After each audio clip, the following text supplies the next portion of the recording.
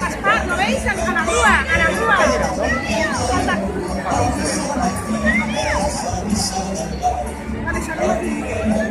Mira, yo creo que deberían de bailar que escuchan esa amunt. A la de 3, 1, 2 y 3.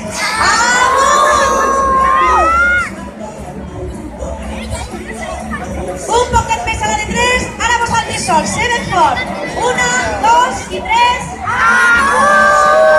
Molt més!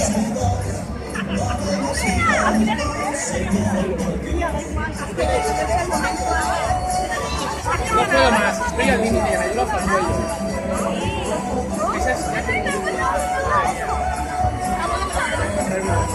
¡Guau! Gaspar és l'intrèpid, Este sí que està ben amunt. Un poquet més. De l'última de 3. 1, 2 i 3.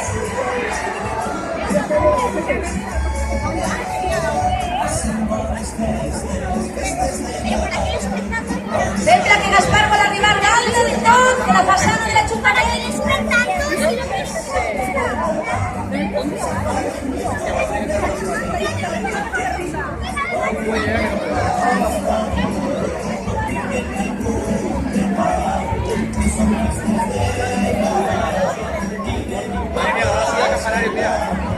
Uau, heu vist que alt ha arribat Gaspar? L'èpic de Gaspar. ¡Hala, campanario! Ja està quasi en el rellotge, mare de Déu, senyor.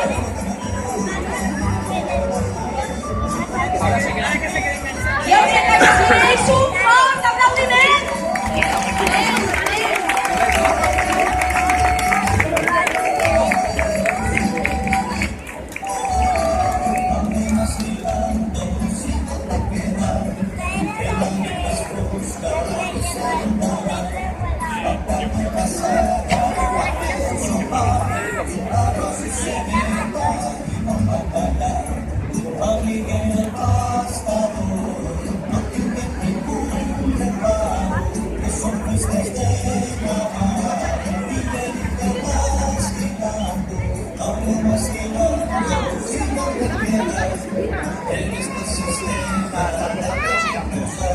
Benvingut, Mireia i Gaspar, al balcó de l'Ajuntament de València.